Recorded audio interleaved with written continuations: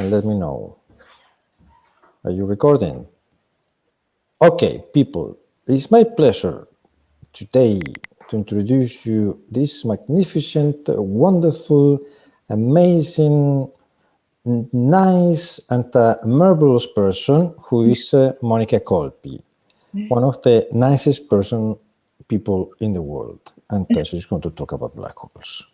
Monica, if they don't interrupt you, I will interrupt you because I want them to ask you questions, and they're very shy, and you want to be professor, important professor, etc. No, you shouldn't be shy, and I try to also stop and ask question to you, so you should reply to me, because it might be difficult. It's not clear to me what is the level, if it is homogeneous. I might be too simple or too difficult. Probably I will be too simple, but I think then you will be relaxing and listening to an astrophysics talk. There will be not many Live streaming is on. Okay, so it is on. Okay, so can I start? You have already started. I already started. So good morning to you. It's really a great pleasure, and I want to thank Pau for the kind invitation.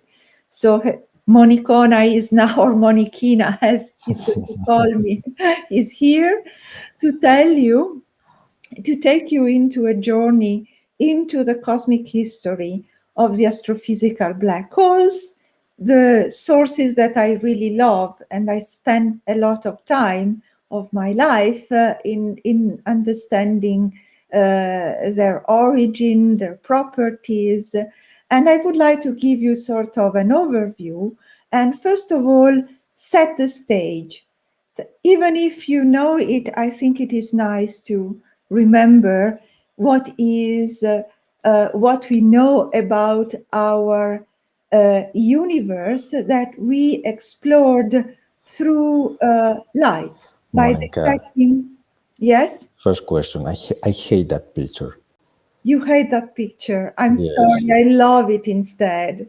But it conveys, it makes a mess in all physicists, astrophysicists. When they look at the Big Bang, they think it's a point. I discussed with Costas like 1 hour yesterday about this plot, and actually also with Jim Peebles. But you see, sorry, Monica, I promise I will be short.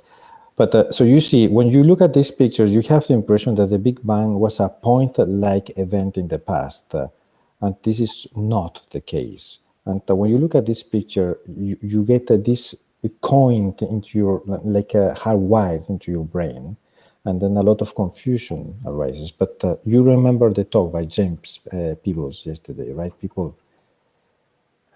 Yes. Yeah.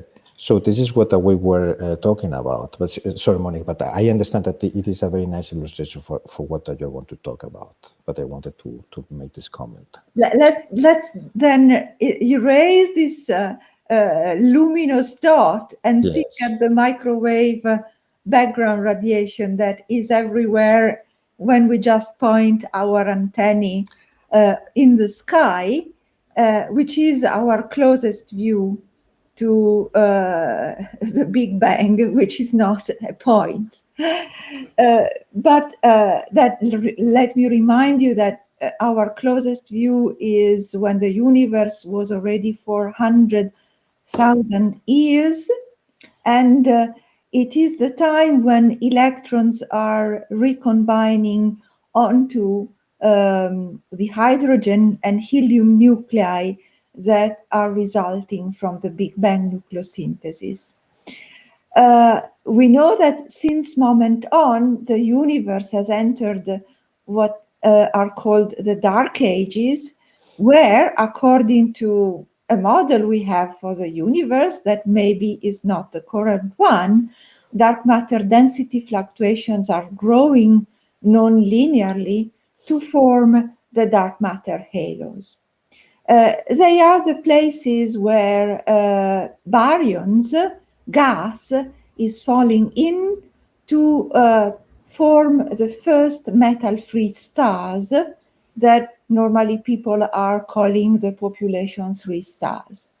And again, according to a model, they start forming around redshift 20 when the universe is 100 million years old.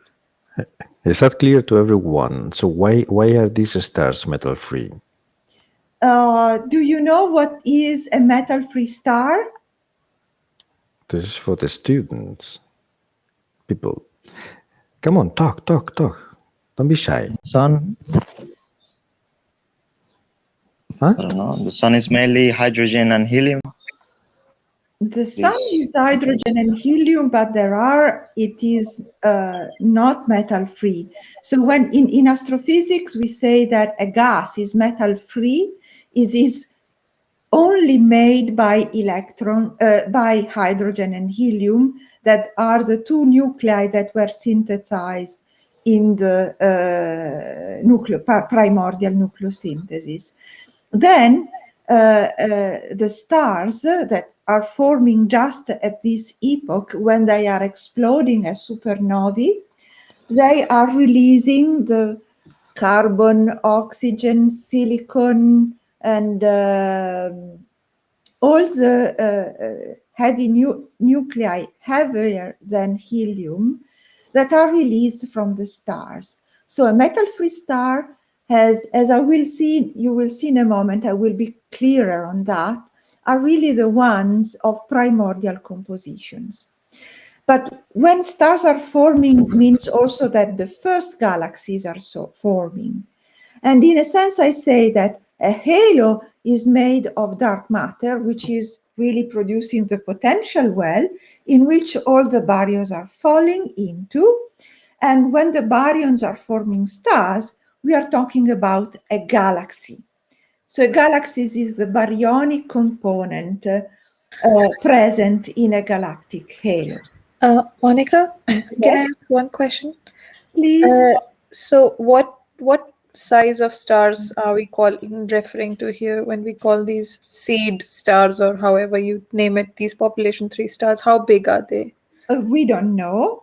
We believe, for the reason that I'm going to explain in a few moments, they might be like the sun, but they could also be heavy, and I will explain why in a moment. But the mass distribution of the metal-free stars is not known, because we can't still, and probably we will really never see every single star, but we will see the first galaxies, that is the islands full of stars, and by the colors maybe we can understand the masses of these stars.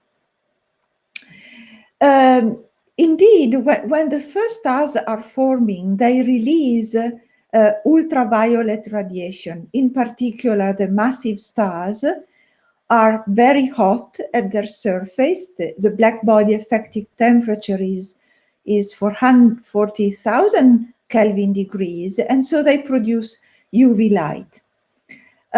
So in general, we talk about cosmic dawn because I like the idea that there is a lot of light coming from stars, because there is still the cosmic microwave background radiation that is also pervading the universe. So the cosmic dawn is the first light from the stars.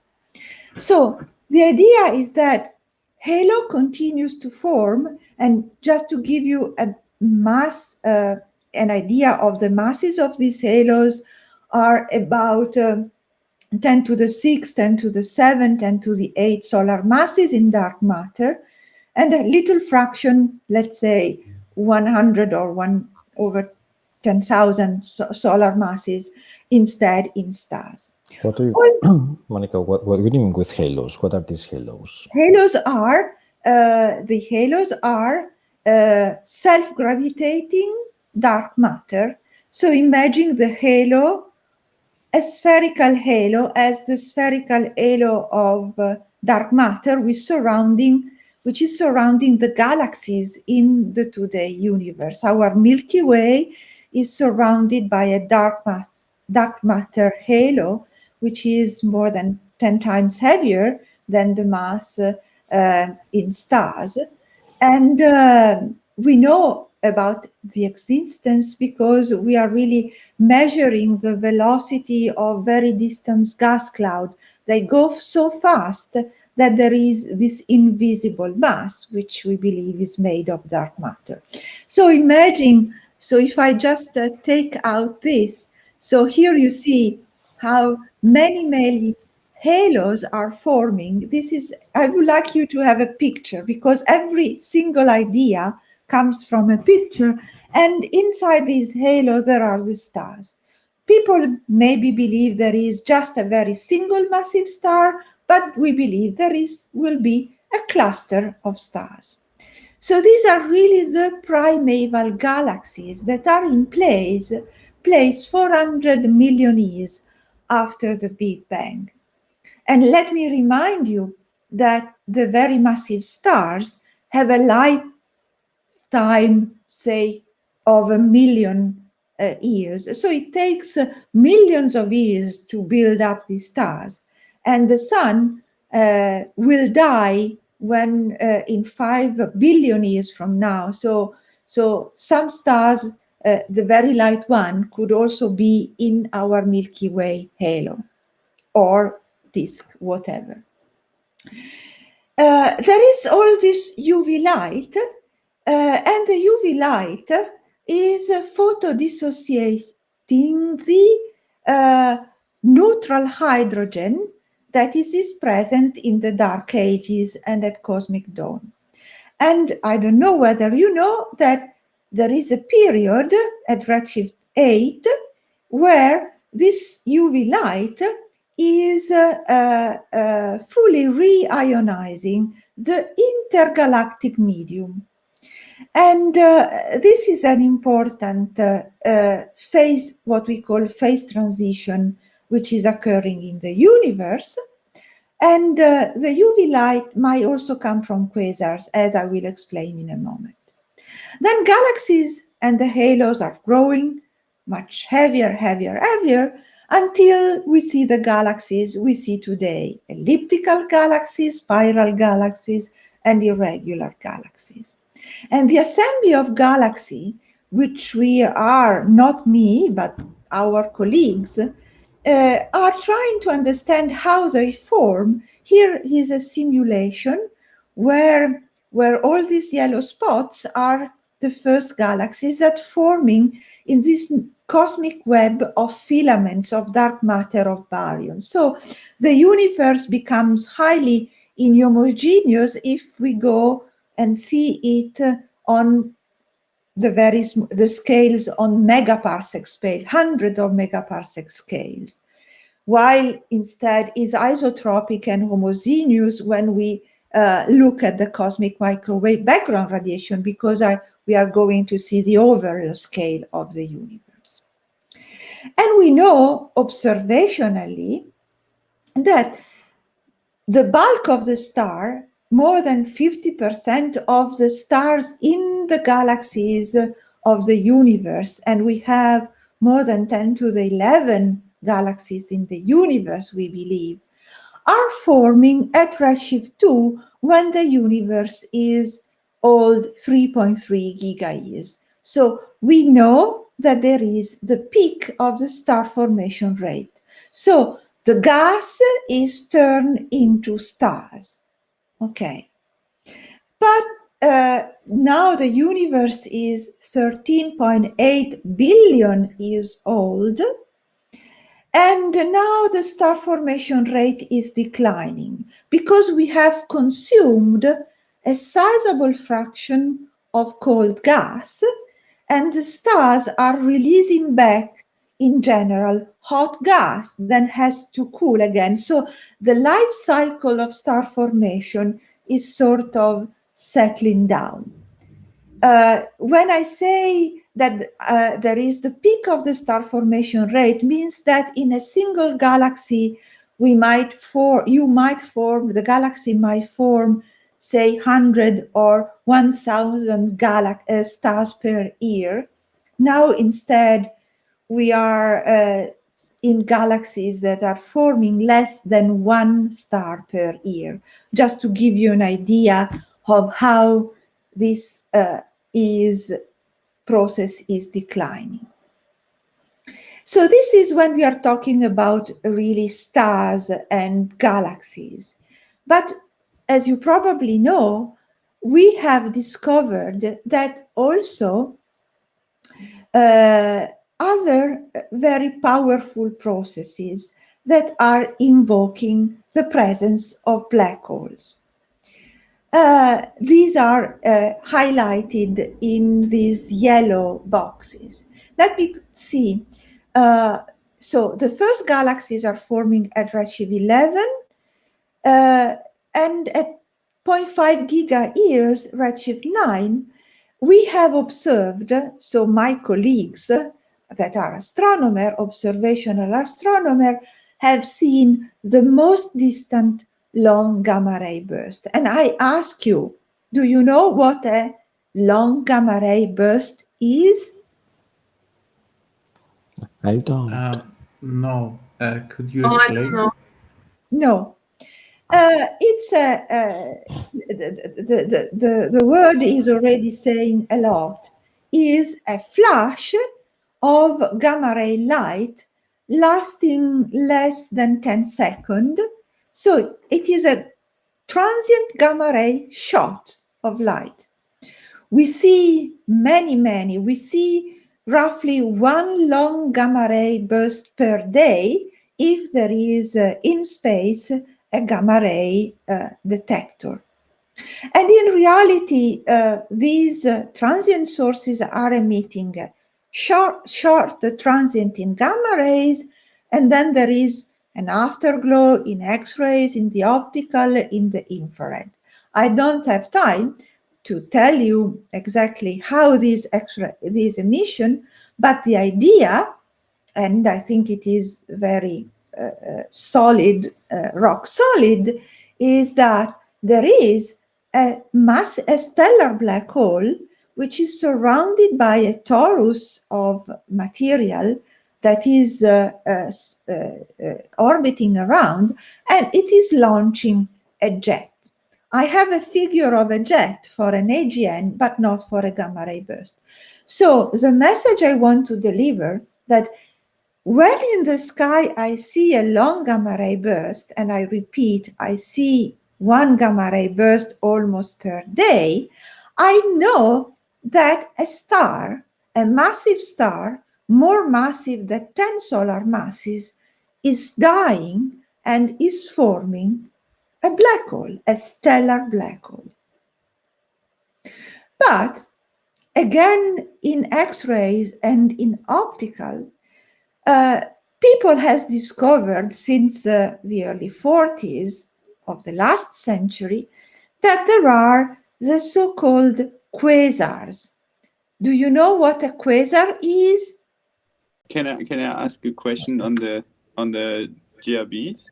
Yes. So if we assume that they are from the collapse of a star, then these stars need a while to live their life until the end of their life. Yes. Is this consistent with how I'm not sure how long the stars would these live stars at this. Exactly. These stars are lasting 10 to 1 million years. So okay. the universe is 500 million years. So they are too okay. massive. Yes, indeed. But if in these protos galaxies there were a star, say half the solar mass, it would be still on the main sequence. Okay, because the lifetime of a star is roughly going as 1 of the mass of the star to the square power, and then at some point it flattens, and all very massive stars are always living 10 to the 6 years, and this is it. If you want, I can explain it later on. Okay, yeah. Okay. So yeah, okay, but then we can infer. I mean, we can set a limit. We can look even further. I mean, we can say that even earlier there had to be stars already. Yes, yes. So that yeah.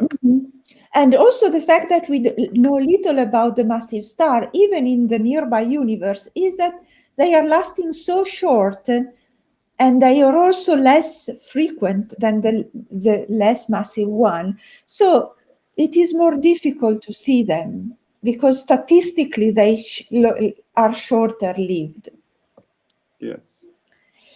And the quasar, I'm going to describe it, but it is a supermassive black hole which is accreting gas. And it is emitting ultraviolet light. So we believe that the reionization of the gas which stays among galaxies has been reionized both by the UV light of the massive star, but also of these powerful quasars that are outshining more than the entire light coming from stars. So if you see a quasar, sometimes you don't see the galaxy host because you have such a bright light that is coming in front of your telescope that you are completely blind, and so you don't see the underlying stellar population. And it is really a curiosity. It's not a curiosity. It's really a sort of magic that also this activity, quasar, but also that we call as AGN, which is active galactic nuclei activity, because we believe that it's come from massive black holes that are at the centers of these galaxies, is synchronous with the peak of the star formation rate.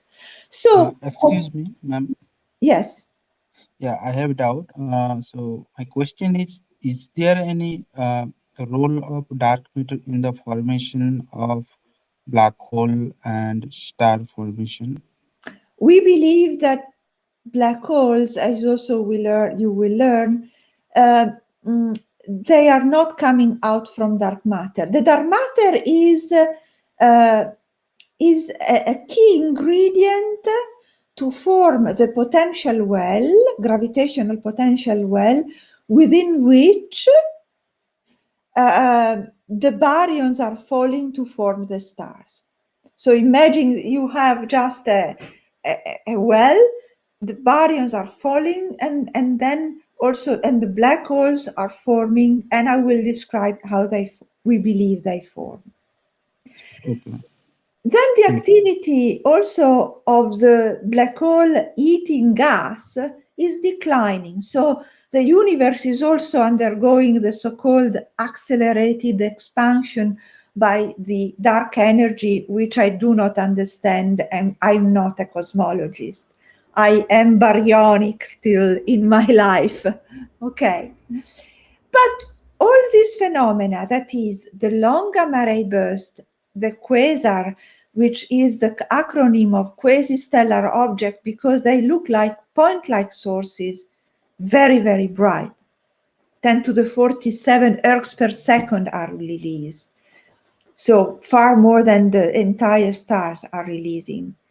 And so we need, so the big theoretical physicist in the early 60s, when these 70s and 40s were discovered, had a very simple idea that was put forward by Zoltan Hyman, and I will return with a picture so you can understand it better. They require the existence of black holes. So, and I will also explain in a moment. So, is it okay that this is our current view of the universe? We see from electromagnetic observations, in reality from the radios to the gamma rays, and we see galaxies, stars, GRBs, and quasars and active galactic nuclei. This is the sort of the bulk of the light is coming from all these structures. Any question? Is everything clear? People, really? Then I am a theorist, but not really profound theorists, and I love black holes. I love black holes as theorist because you probably know general relativity better than I. They are pure geometrical objects because what does this mean? It is a mass, okay, which is hidden inside the event horizon, which is crudely a spherical, no, it is indeed exactly a spherical surface, evanescent because there is no hard surface. It is just a hypothetical surface that the warping of space-time is so strong that from inside, not even light can emerge. Do you know the size of the event horizon? If I give you the Sorry, mass of the black can you hole, repeat the question? do you know the mathematical expression of the event horizon of a black hole? No, I didn't know this was a thing. I mean, I didn't know there was an explicit formula for the. Are you joking, Costa? No, I'm not. Are you talking for a specific black hole? No, a black hole, a non-rotating black hole. Oh, then a Schwarzschild black hole. Okay. Okay, which is then, what is the mathematical expression? In the usual Schwarzschild metric, it's the Schwarzschild radius. Yes, but if I give you the mass, can you give me the size? 2 times the mass. You mean like a solar mass black hole, something like our sun or something? Yes, but before I want to give, I want the expression. Unfortunately, I haven't written it down. 2 gm over c square. 2 2 gm over c square. And I say that these are purely geometrical objects because in vacuum, the space-time that they generate is just given by the Schwarzschild metric if it is non-rotating and by the Kerr metric if it is rotating.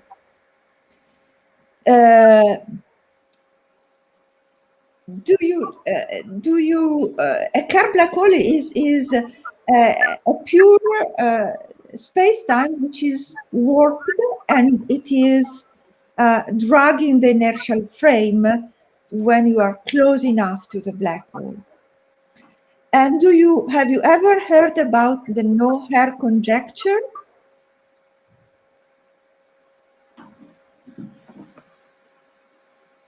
Yes, but maybe if you can say it 2 lines, it'll be nice for Okay.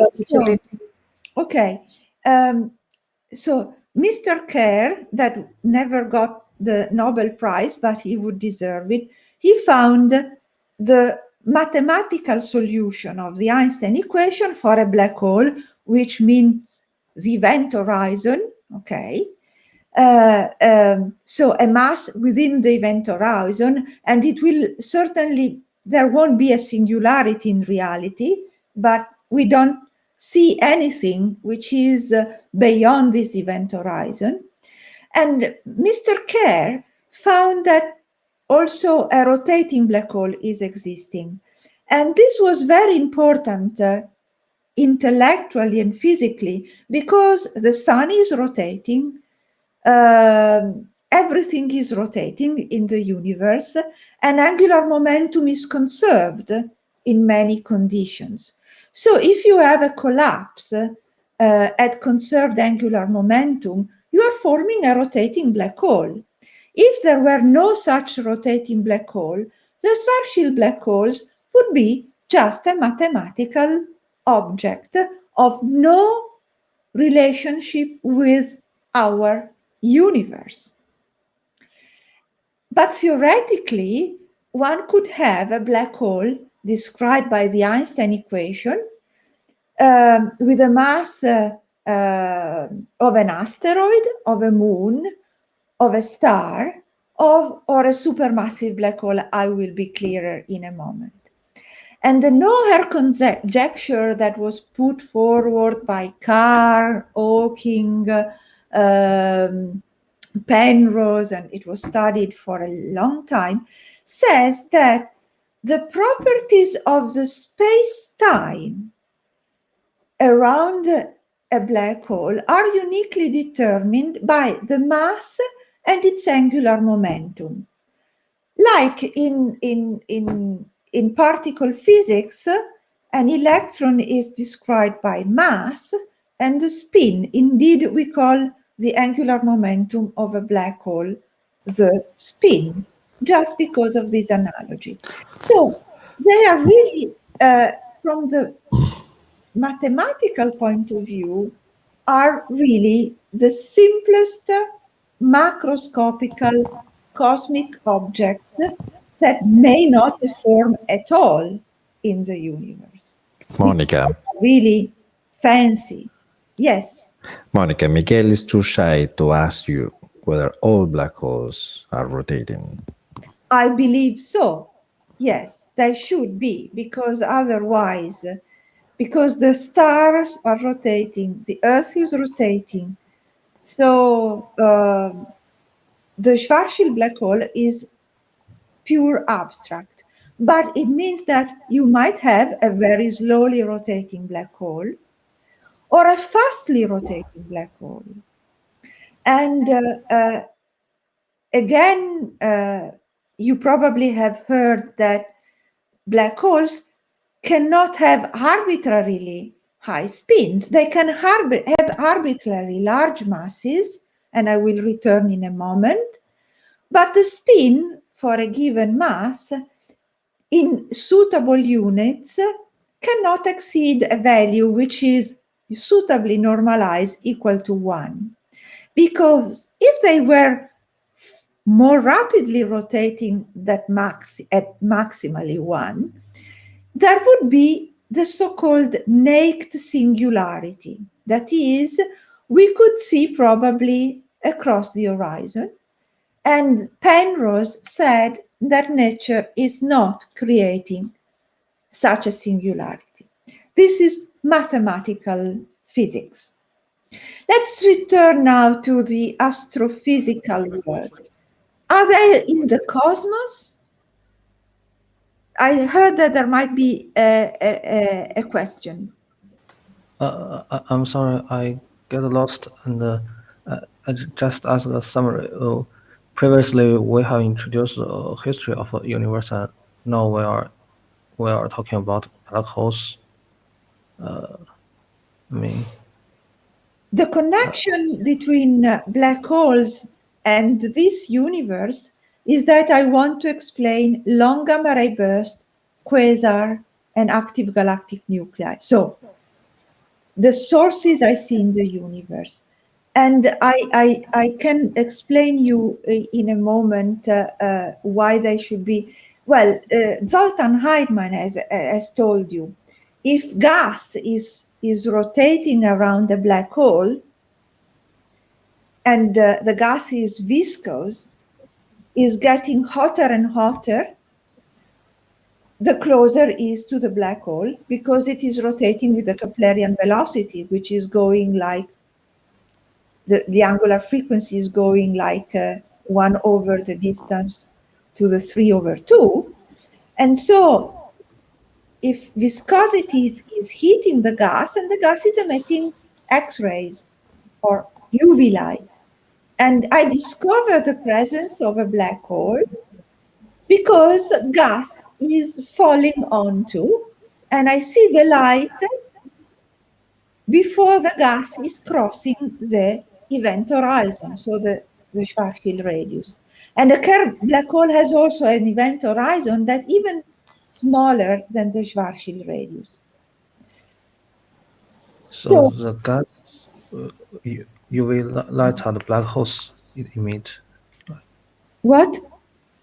So the gas are pressed to emit UV light as black hole? The gases is, Pau, can you translate? I think he's mean that you see these black holes because of gas accretion, because the gases are squeezed and then you emit light. Yes. Otherwise, I wouldn't see a black hole. Okay. Yeah. Forget about to see a black hole using electromagnetic radiation, unless a star is falling or a gas is falling. Now, this is an interesting. So, since I see you, I understand that you don't know the astrophysical black hole. Suppose an astrophysical black hole is there, and see the picture. So we know from the electromagnetic observation that there are probably two main families of black holes. The stellar black holes that have a mass bigger than 3 solar masses, and I will explain this in a moment, and a black hole of 10 solar masses. Suppose around the Milky Way there is a stellar black hole of 10 solar masses.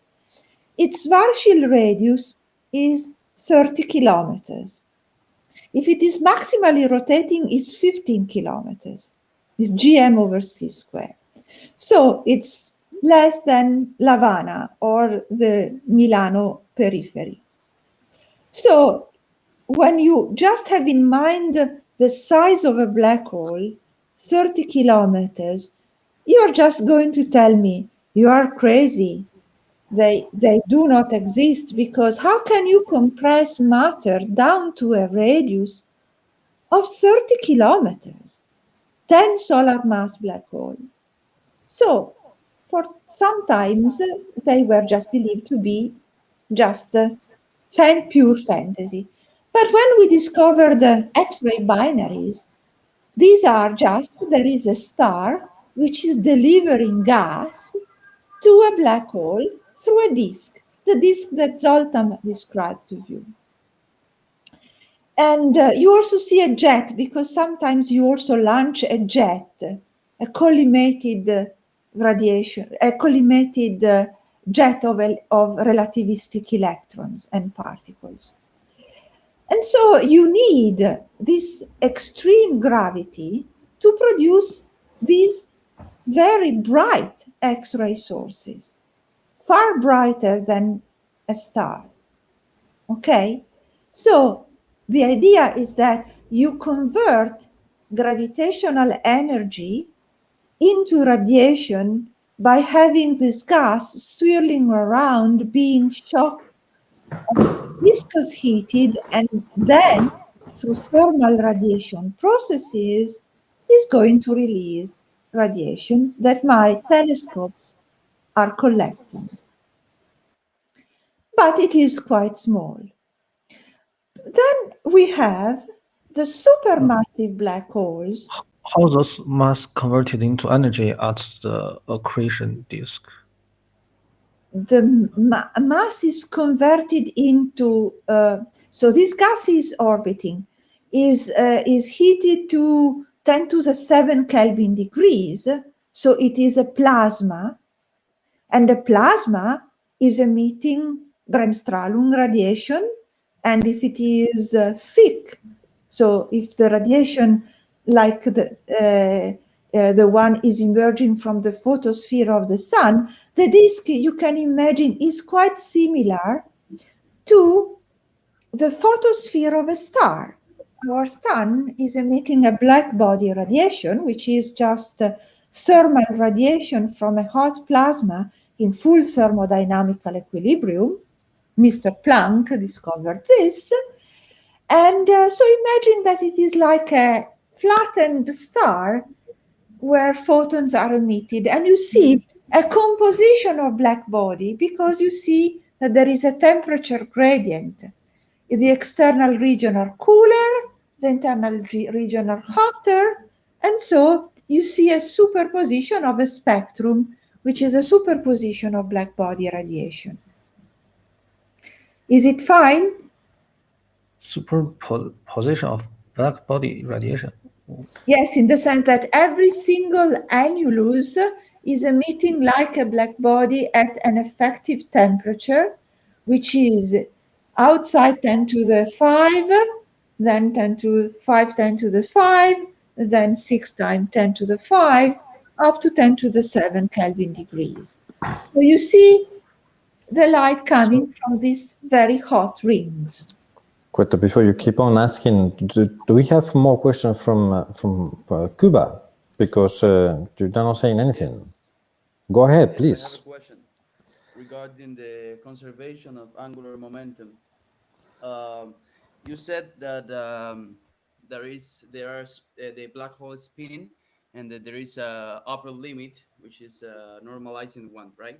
So Yes. my question is, how do we work in this geometry when the space-time is so different to Euclidean geometry? I mean, how do we apply these conservation laws in this new Oh, space-time? they apply. The conservation laws are universal. So if you study the dynamics of a test mass in a curved space-time, the energy and angular momentum depends on a bit on the geometry, it is conserved. You may say, in the disk I'm showing here, angular momentum is not conserved because it's not a dust, it's not a particle, it is a fluid. And viscosity is a way not to conserve angular momentum. And you do this in Newtonian physics as well in GR, because it is a microscopical property of the gas. And the microphysics doesn't change regardless your space is curved or not. Okay? Yeah, but for example, in a Newtonian point of view, you conservate angular momentum through saying that the external torques the summatory is equal to 0. So in this case, how do we know, or how do we apply? I'm looking at it like in a Newtonian point of view. How do we apply this conservation law by saying that there are no external forces influencing this angular momentum? No, the time derivative of the angular momentum is equal to the torque from an external force. If you are in a pure gravitational field and you are a test mass, you conserve angular momentum, as in Newtonian physics. Full stop. It is embedded in the Einstein equation. But instead of having a single point mass, you have a fluid. The fluid has internal stresses, the viscosity, the molecular, the viscosity, the friction when you also try to heat your hands, if you feel it's cool, the friction is a source of angular momentum dissipation. But you need a gas. In fact, we say that we see a black hole only if there is gas around. We see the light from the gravitational that is indirectly extracted from the deep potential well of the black hole. I hope I was clear. Yes, thank you. Then there are the supermassive black holes. The supermassive black holes, we know, exist in a mass range between 10 to the 5, little less, and 10 to almost 11 solar masses, 10 billion solar masses. 10 billion solar masses is a huge mass because a single star on average is one solar mass. So you have 1 billion solar masses that are confined in the Schwarzschild radius, in the event horizon, which has the size of 300 astronomical units. An astronomical unit is the distance Earth-Sun. And 300 astronomical units is the periphery of our solar system. So, just to give you an idea, so you have 1 billion solar masses confined in a volume that again is crazy. Okay? But we believe that this is the deep potential well of this 10 to the 9 solar mass black hole is necessary to explain the quasar. Let me just enlighten this figure. So if you want to explain a quasar, there is a black hole, there is a disk of material which is producing the UV light, and sometimes we see the jets coming out, so relativistic jet, and then there are clouds and there is a torus. And so this is how a quasar would look like, and we understood that we need a black hole to power the luminosity of these quasars. Okay? But then you would ask, really, my goodness, how can they form? How can I make such a huge black hole? So this is mainly the key question I'm trying to answer.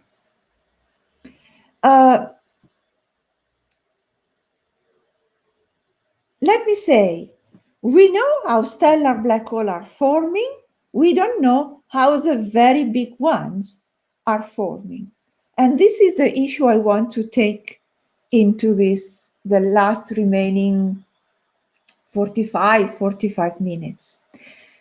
So the key question is, how can nature, first, to produce black holes of stellar origin, and how nature can produce the black hole we imagine are powering the most brightest sources in the universe, which are the quasar, which are outshining as the entire galaxy is outshining. Okay?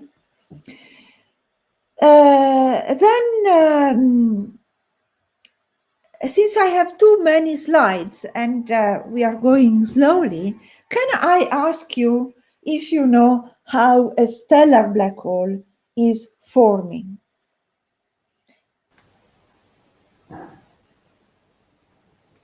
Do you know? So how? You should know this.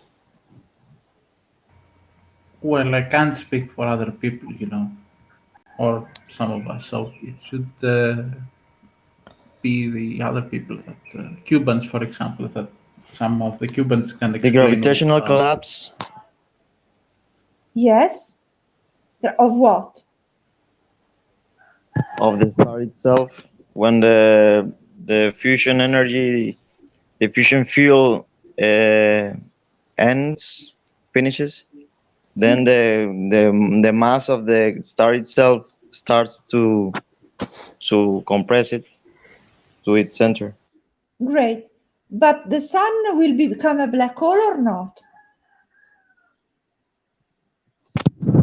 I guess there should be a threshold mass where above that it could be a black hole. Bravissimo. I don't know the specific case of the sun. Okay, so let me go to this slide, which is, oh no, it is, can you see it, or it is really fuzzy? No, I think it's fine, Monica. Maybe you can make it. I see it fuzzy on my screen, but it's fine. So you have to know that the sun will end its life after 10 billion years of outshining as a star, our sun, and it will end up as a white dwarf, that is a carbon-oxygen star made of carbon-oxygen of the size of the Earth, and gravity is counterbalanced by the degeneracy pressure of the electrons. Do you know what the degeneracy pressure of the electron is? General pressure. I hope so, because they are doing nuclear physics in Cuba. So people, you know this. How was the question? What was the question? What is what we call the degeneracy pressure or quantum pressure of electrons? Do you know the exclusion principle in physics? Yes, the Pauli principle. What does this Pauli principle say? It says that two fermions cannot be in the same quantum state. And what is the consequence of this principle? Sorry, my connection is very poor. Sometimes I lose you. What is the consequences? What is the consequence of this statement?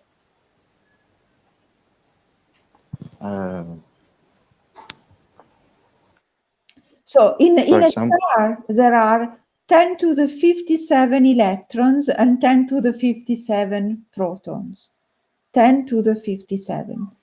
And they cannot be in the same place with the same momentum. Exactly. For example, so you cannot compress in a concentrated point of space with a concentrated range of momentum. Great, and this causes the white dwarf, which is a sun-like object squeezed down to the size of Earth. To counterbalance gravity, there is not thermal pressure, but it is this pressure that comes from the fact that electrons cannot have the same momentum and so the same energy. And so these are the white dwarfs. Then we have that... so quantum mechanics overcome general relativity. Overcome relativity. This is Newtonian. This is Newtonian gravity. These are really Newtonian stars. Okay. Oh yeah, thank you. Then and all stars below 9 solar masses when they come to birth end up as white dwarf. And here is the white dwarf range. Then the star between, let's say 9 up to 25 solar masses are ending their life with neutron stars. The neutron star has typical mass of 1.4 solar masses and a radius of 10 kilometers. So it is almost a mist black hole. And it is counterbalancing gravity. So this is an object of 1 solar mass with a 10-kilometer radius. The Schwarzschild radius is 3. So it is only 3 times bigger than to be a black hole. And it is the quantum pressure from the neutrons which is counterbalancing gravity. These are relativistic stars. They are described by Einstein's theory of gravity.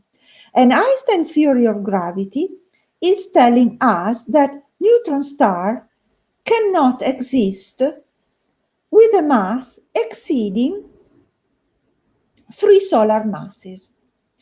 So this means that stars heavier than 25 solar masses end, let's say, with as a stellar black hole. Either if the fallback of material, the envelope of the star, is falling back, turning the proto-neutron star into a black hole, or is direct collapse. So we have a very solid rock physics that is telling us that a stellar black hole is forming at the end of stars as more massive than 25 solar masses. Here there is another information that I would like to give you, I need to give you, which is the metallicity. So let me just say in few words that if the star has formed from a cloud that was metal rich, so was enriched by carbon, oxygen, silicon, neon, magnesium, sulfur, So all the elements that also create life on Earth,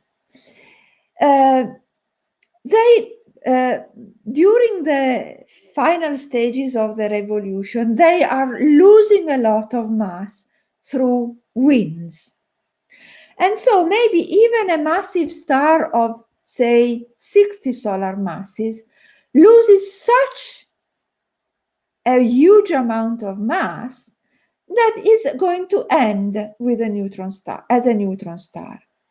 Instead, if the metallicity is very, very low or even zero, the winds are very poor, because winds are pushed. Wind, it is something that is overcoming the surface gravity of the star through the interaction of photons with the atomic structure of the surface atoms present in the star. So the radiation pressure, if I have a metal-rich star, is strong, because every single photon can interact with an atom, ionize the atom, but also give momentum to the atom, because the photons are transporting momentum, not only energy. And so you create a wind. And so the message is that the first stars, the ones here that were forming here, we believe they were very massive because the winds were lower. And so the idea is that stellar black holes can really form even with a mass of 50 or 60 solar masses. And this was what was found for the first gravitational wave source that was detected by LIGO Virgo. Do you remember this discovery?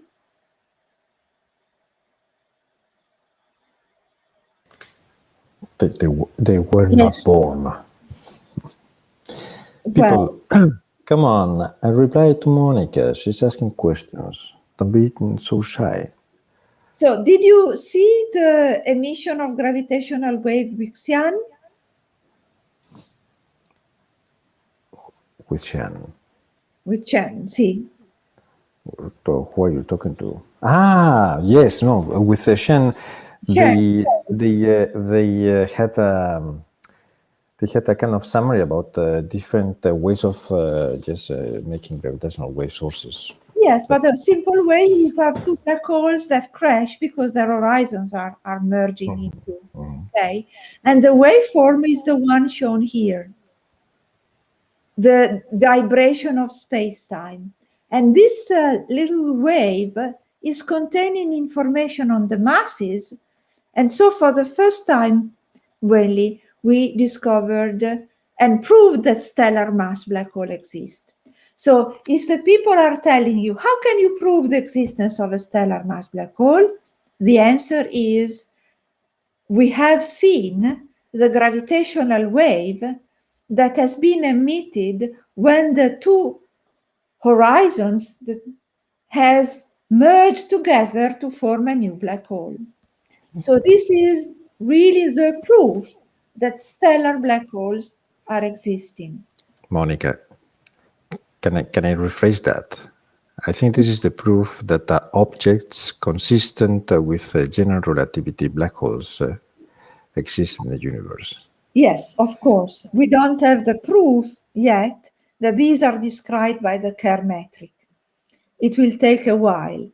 But within the noise, let me say, within the noise of the detector, the signal is consistent with the signal expected from general relativity. If there is any deviation, it will be buried in the experimental, the instrumental noise. So if I may just make a comment. So in my talk, I will give proof that the black holes seen by LIGO are in fact Kerr black holes. Okay. The next talk. Perfect. Okay. So let's say we have a theory which is really they're so comprehensive. We know that stars are ending as neutron stars. Neutron star cannot exist heavier than 3 solar masses, crudely, maybe 2 point something. And then we have stellar origin black holes. Okay. Can I ask a question on this? Yes. So, did I get this right that you just said regarding this plot that in the upper right corner these are neutron stars, or this will end up as neutron stars due to the high mass loss due to their winds? Yes. Because you said, at least I understood that. How do you say? Stars with higher metallicity have stronger winds. Yes. Is there like an? I don't know. I don't understand why. Is there an easy way to understand why? Yes, I said. I didn't get it exactly. Yeah, sorry. Let me. Well, unfortunately, I don't have a figure for. If you take a star, like the sun is emitting radiation, okay, and that is just escaping from the photosphere. Yes.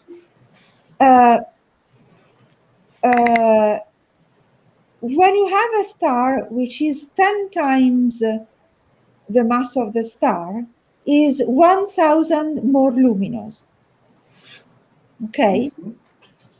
And so there are 1,000 more. And in the envelope of the star, in the relatively deep layers, these photons are also. Wait, Monica, Sijan, I think your microphone is open. Okay, go ahead. So the photons are depositing energy in the plasma, but also momentum, and it is the Eddington limit. Okay, but that you have seen with salt and Hawthorne. Okay, and so you push, but sometimes you are not pushing with the cross section due to Thomson scattering, but with the atomic cross section, which is far bigger, and so you have even stronger winds. Okay. When the star is metal poor, there are not carbon, oxygen, nuclei, atoms, with their many electrons. And so you have also Thomson scattering, which is less effective. And so the star loses mass less. And so it is fated to become a stellar black hole. Meantime, the nucleus of the star is made of hydron, and it has a mass which is exceeding the Chandrasekhar mass limit, which is the limit above which no electron degeneracy pressure can stand gravity. And so the iron core, which has the size of Earth, is collapsing into a core full of neutrons, and this is it. Yes. Okay. Okay, thanks a lot. Okay. But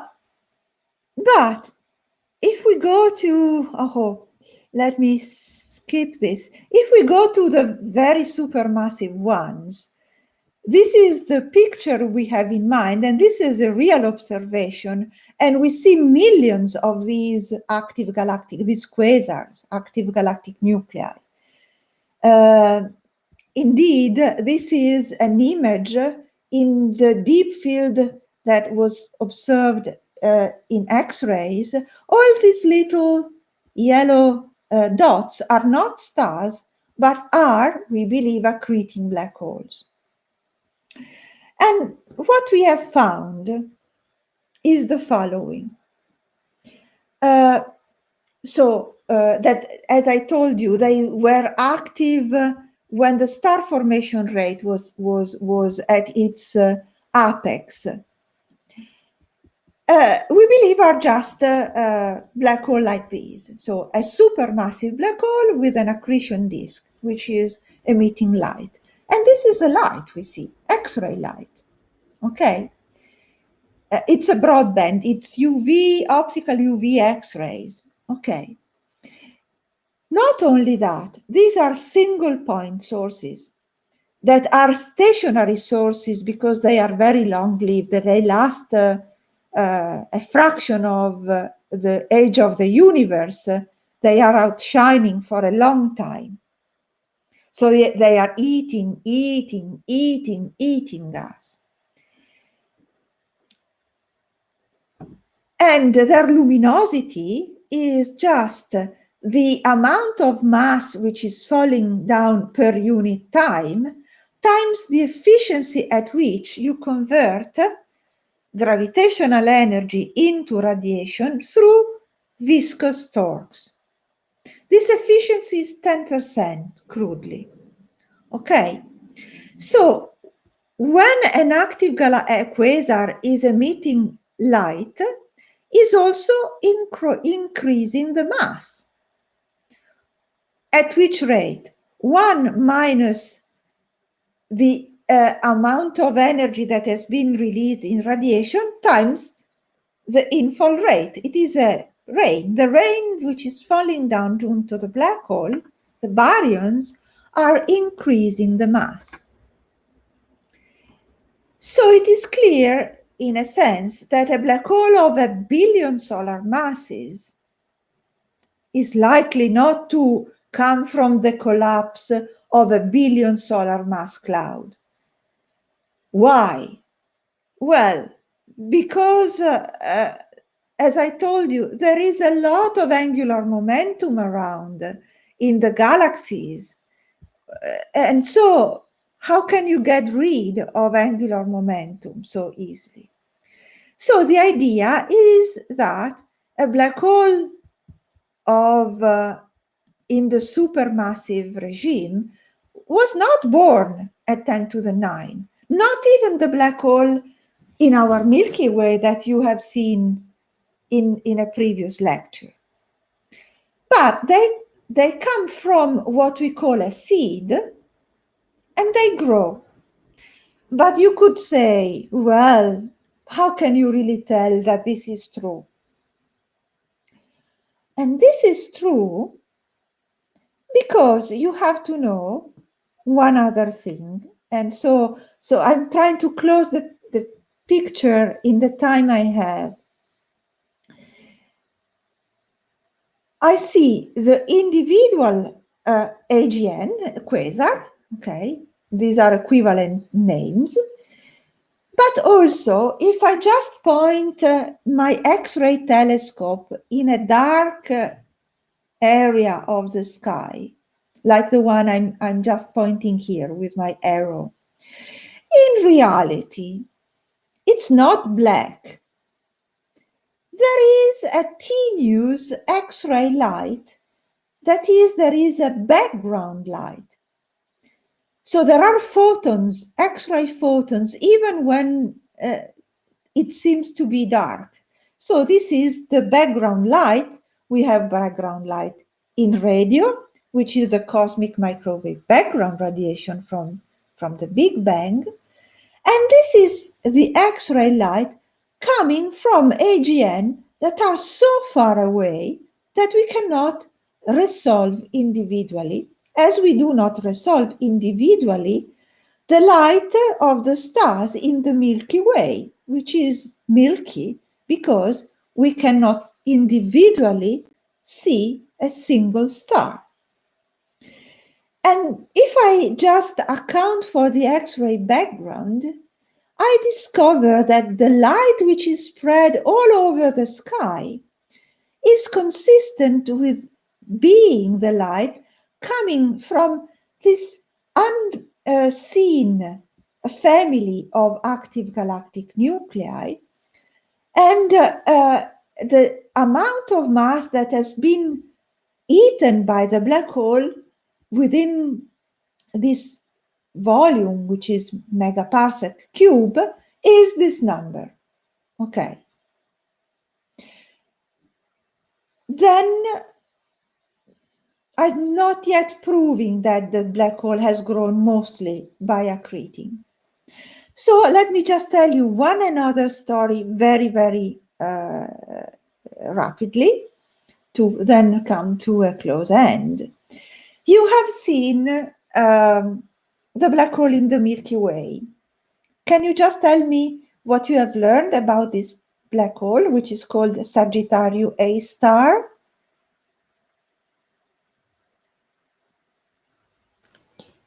We had Rainer Schudel talking about these people. Did you already had the lesson or not? Yes, yes. This is why I'm complaining. Do you remember this? Come on, say something. This is the Nobel Prize of this year. Come on. That it was in the middle of the galaxy.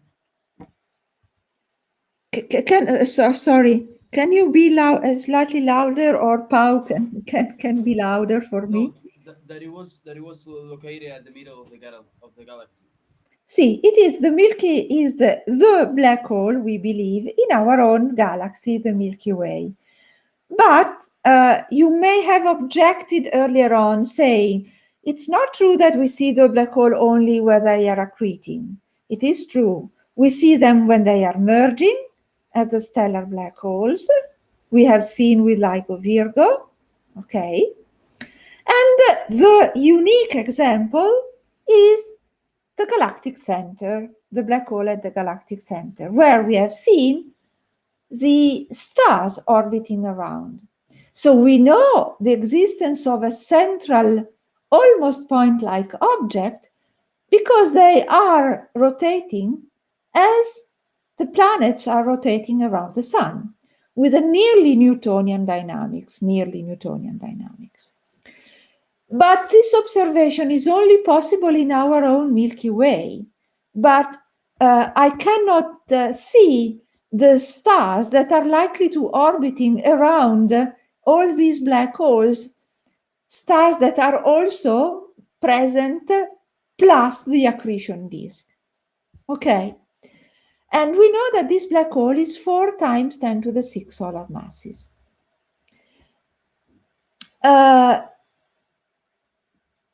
Last astrophysical input that is certainly new for all of you is that let me just ask you. This is some basic gravity. So now imagine you have a black hole, okay, which is surrounded by stars. Okay, these stars are really bound to the black hole. But as we move away, we find the star of the Milky Way. Can you intuitively imagine what is the meaning of what we call the black hole sphere of influence? Gravitational sphere of influence. So can I ask you, if I have many stars that are around the black hole, at which distance the gravity of the central black hole is going to influence the dynamic of the stars that are moving with a velocity, let's call it sigma. So within this radius, the dynamics is dominated by the point-like mass of the black hole, and outside by the billion stars present in the galaxy. Can one answer this question?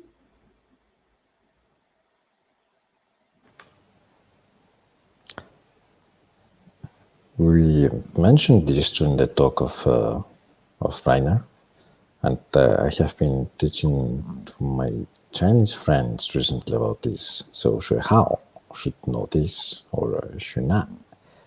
Or but in principle, all of you should know this because Rainer talked to us about this, right? The stars are moving, so their kinetic energy is 1/2 the mass of the star times the velocity square, which I call it sigma. And when this energy becomes comparable to the potential energies of the black hole, Gm/r, this r is the gravitational sphere of influence radius. And a black hole of billion suns has a sphere of influence of 70 parsec, which is, sorry, this astronomical unit shouldn't be there, 70 parsec. 1 parsec is the distance of from the sun of the most nearby star. So a black hole can influence the surrounding only within a very small volume of the galaxy.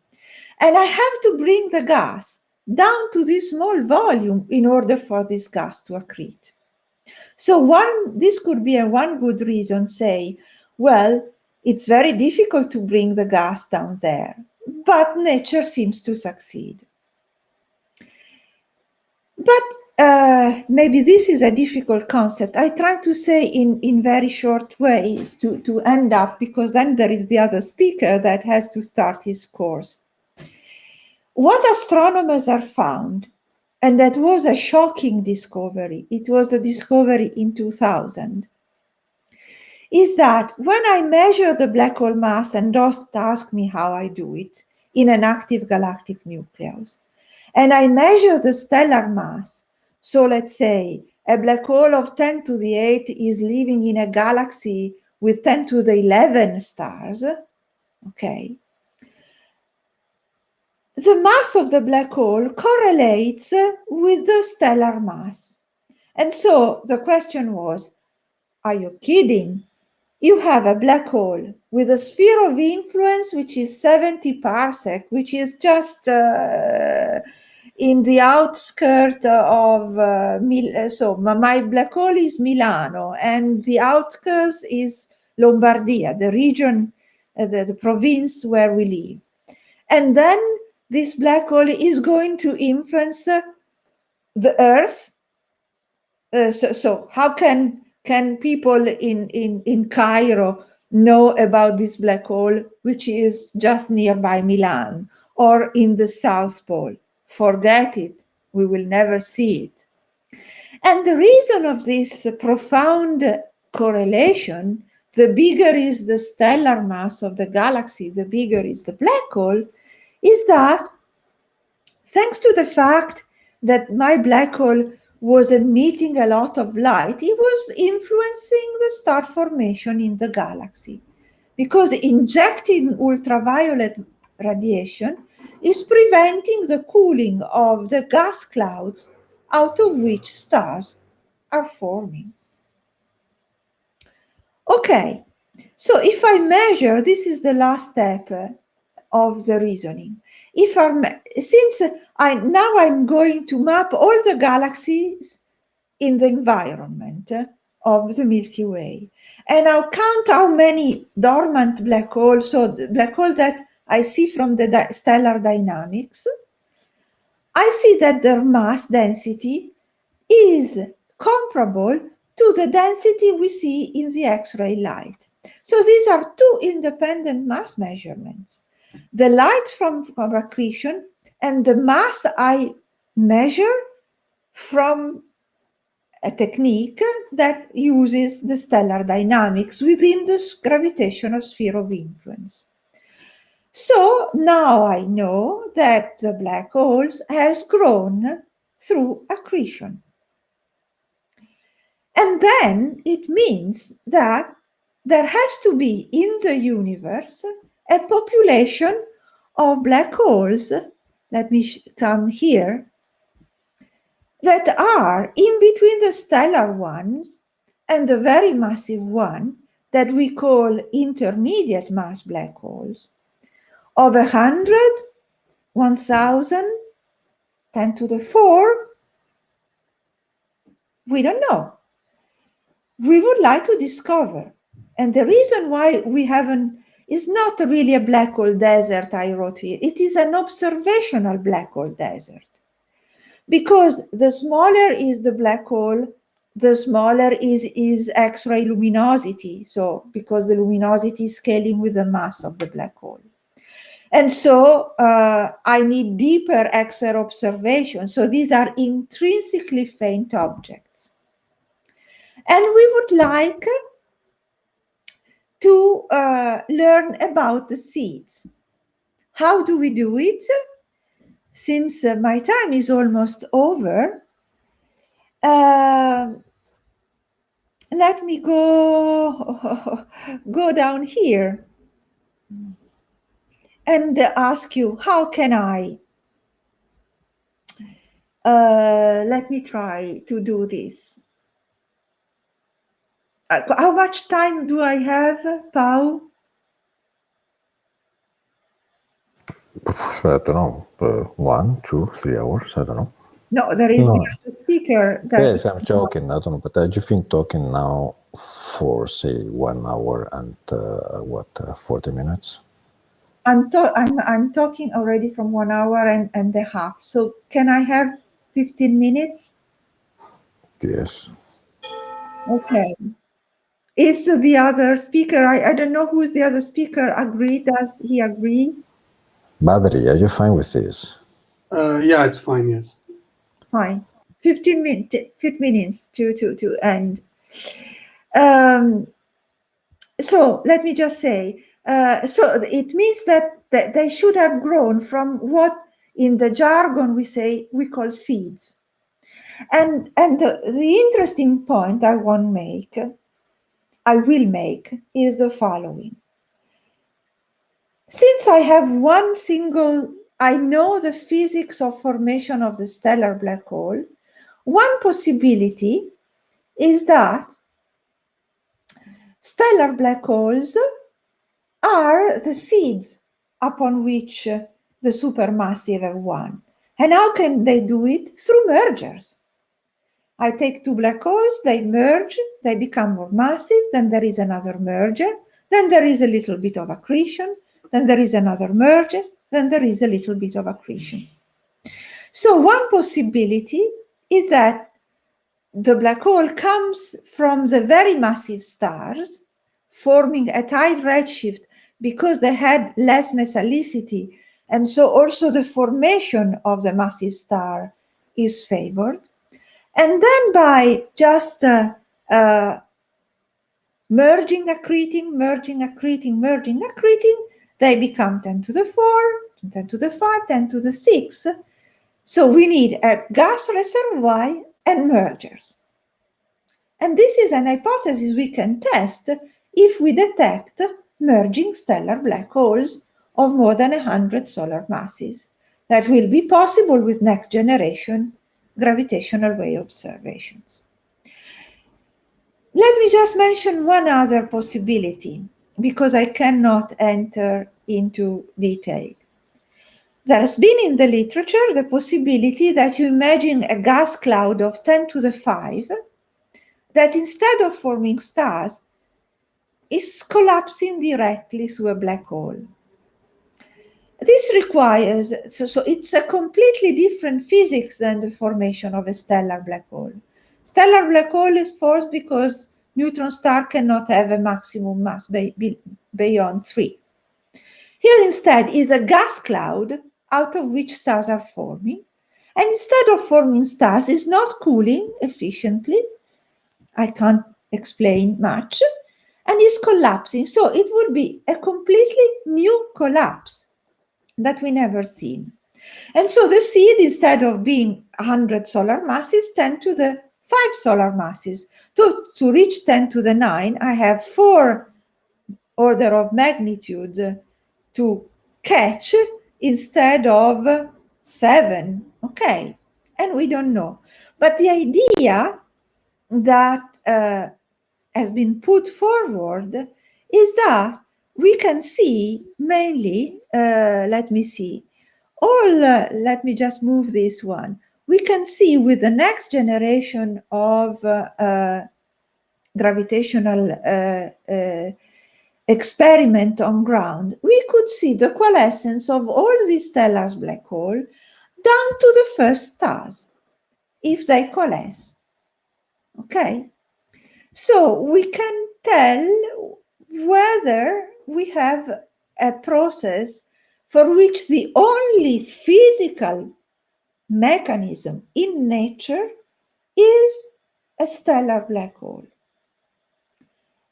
The alternative possibility, it would be that it would be a very massive black hole of 10 to the 4. And then I have to go in space, because you have learned that the frequency of the gravitational wave that two black holes, let me ask you, how the frequency of the gravitational waves scale with the total mass of a binary black hole at the time of merger. Do you remember this?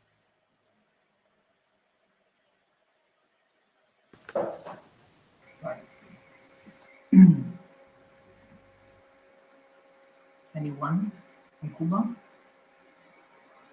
The frequency of the gravitational wave at which two stellar black holes are merging, and instead, say, 10 to the 9 solar mass black hole are merging, or 10 to the 6 solar mass are merging. How does it scale with the total mass of the binary? This was mentioned before. I don't know if I guess the massive the black hole system, the higher the frequency of the gravitational wave. I'm not sure. That was something in a previous lecture was said, but I can't quite remember. The mass, so when you have to, so let us just do this simple reason. When you have two black holes that are merging, means that the horizons are touching. The horizons have a size which is 2 gm over c squared. So the diameter is 4 gm over c squared. So it is 4 plus 4 gm over c squared. Okay.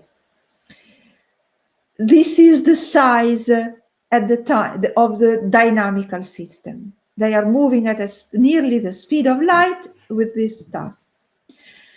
Then just 1 millisecond before merging, the one that Virgo have seen, they were rotating on a sort of Keplerian function. And the frequency of the Keplerian frequency scale, what is the mathematical expression of the Keplerian frequency? Is what? The Keplerian frequency.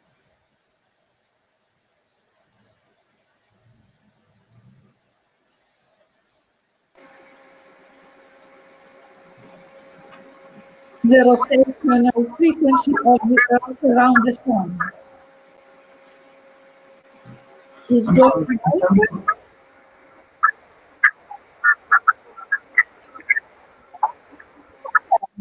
okay. When a cube, the separation is of the size of the horizon, a cube is m cube. So the frequency is the square root of m over m cube, which is 1 over n. So, just to close this, let me trust me that we are going to see them in the future, in 10 or 20 years or 30 years from now. The frequency of the gravitational wave is correlating at merger with the inverse of the mass. So if I want to measure the masses of the black hole seeds, if they come from the stars, I have to use interferometers, because the size of the horizon is hundreds of kilometers, which is corresponding to a frequency of, say, 2-3 hertz. If I want to see the merger of two massive black holes like the one in the Milky Way, so here is 10 solar masses, or say 100 solar masses, here is 10 to the 6. So I have to go below by 10 to the minus 4. Here it is. And if I would in principle see the merger of this very, very massive black holes, I have to go to 10 to the minus 8, which is proved by another experiment, which is called pulsar timing array. So the message that I want to deliver is that in order to understand the origins of the supermassive black holes, whether there is a new type of gravitational collapse, which is requiring really very complicated, sophisticated conditions, because I remember gas is rotating, so I need to put a gas into a very tiny volume, then the only way are the stellar black hole. So I want to be enchanted by the fact that maybe the very massive ones have their origin from the stellar ones. Like saying our body is made of billions of billions of billions of billions of protons, and the unique building block is a proton, is a neutron. And we have a theory of general relativity, which is telling how stellar black holes are formed. And LIGO Virgo, there will be deviation, okay, no, but here we shouldn't be sophisticated. We are astrophysicists. We have to know if there is an horizon, more than if the horizon is consistent with Kerr or Kerr not. And maybe the building blocks of the billion of supermassive black holes, I repeat, billions of supermassive black holes that are in the galaxy, have a unique progenitor, the stellar black holes. The future of the astronomy is to answer this question. Do we have many avenues, or is there a single building block? And then I end my presentation. So maybe we have 5 minutes for question. And I ask, and I thank the next speaker that he was so kind. But it was really necessary to sort of close the circle. Okay, Monica, thanks for squaring the circle. Do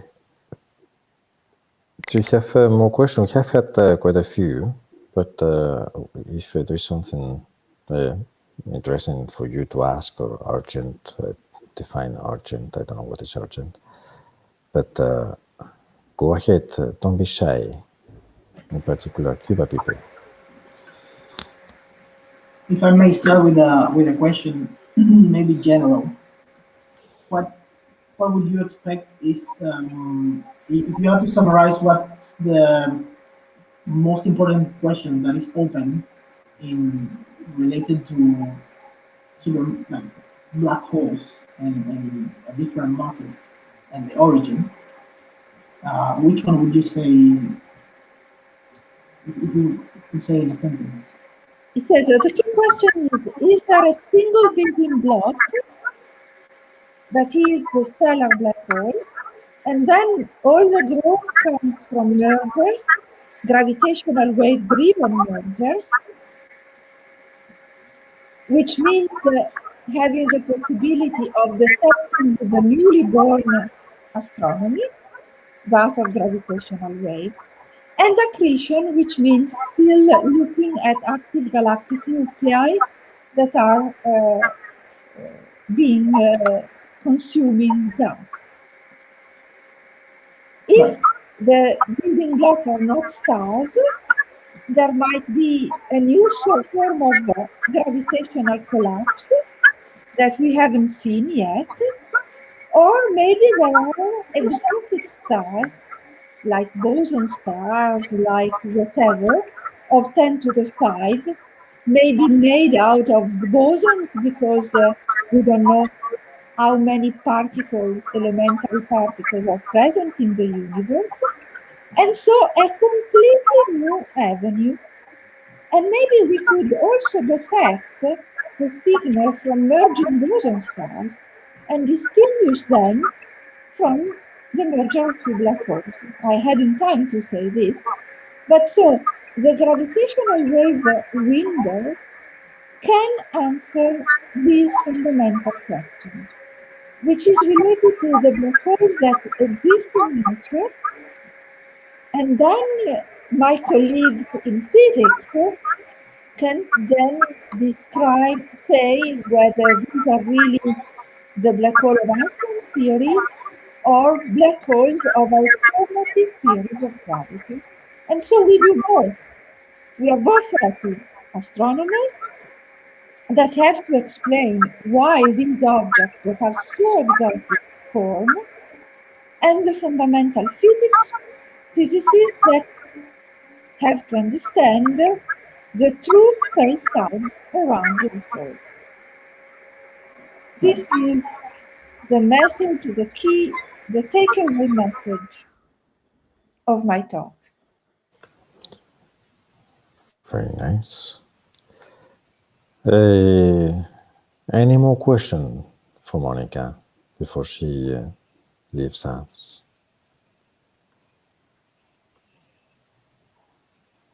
Tariel, Diana, Benigno, Maligno. Is everything clear? Okay. I'm going to. Okay. Go. Somebody. No, I'm sorry. It was an accident. I was going to say that. I think I'm okay. Okay.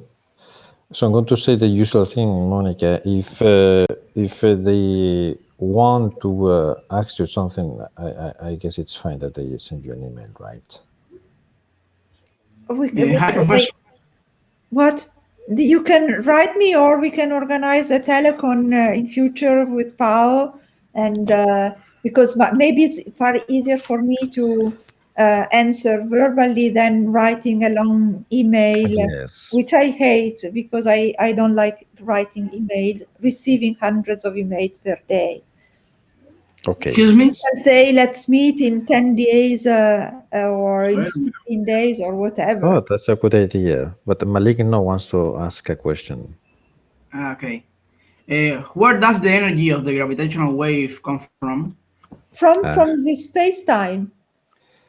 Gravity carries energy, and the space and let's say gravity is a source of energy. You just let your pen drop down to your table, and you dissipate energy, kinetic energy. You dissipate gravitational energy because your pen was falling down into the gravitational field of Earth. Okay?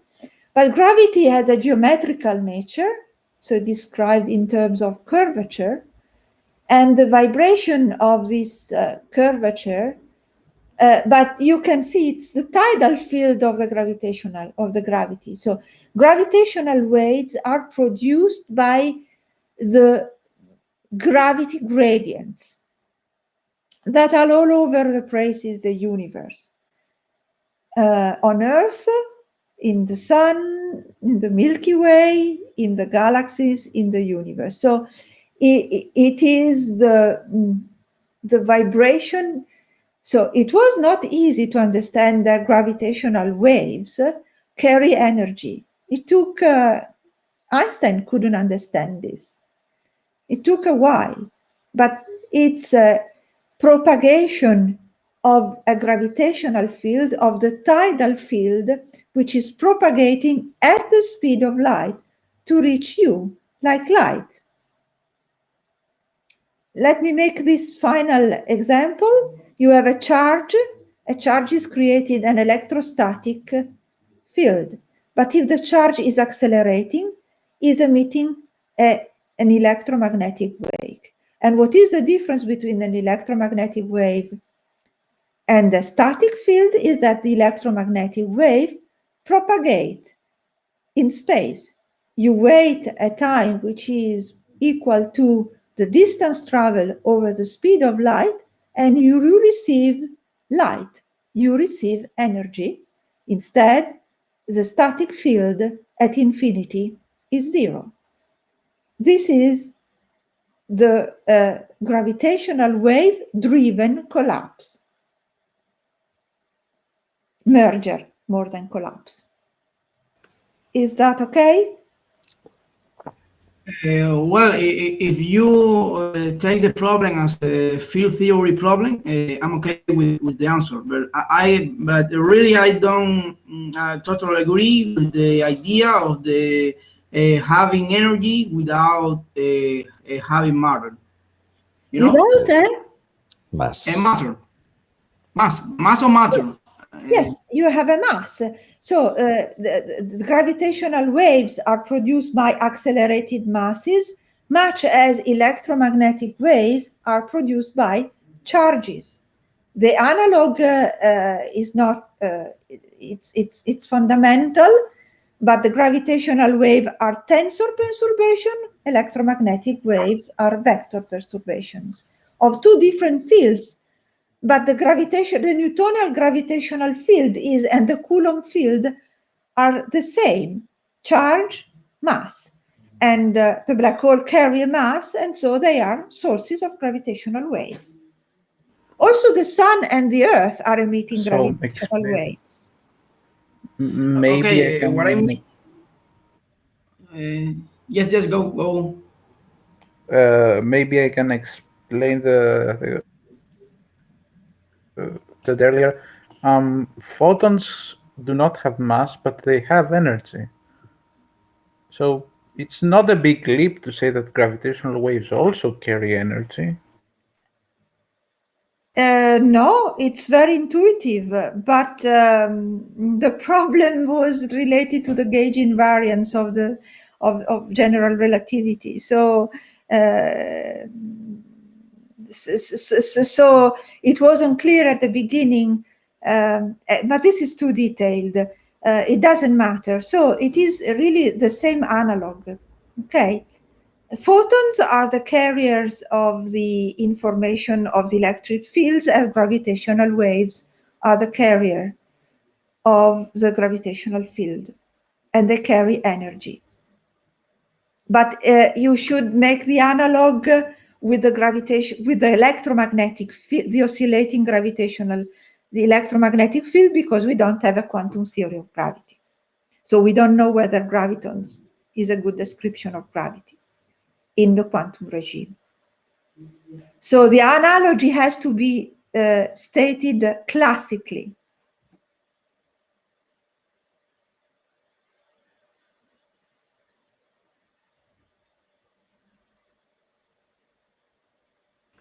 Okay, I think this.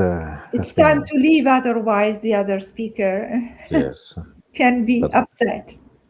But it's going to kill you. No, but it is important that at least some basic knowledge remains in solid ground. Yes. So, you can stop this.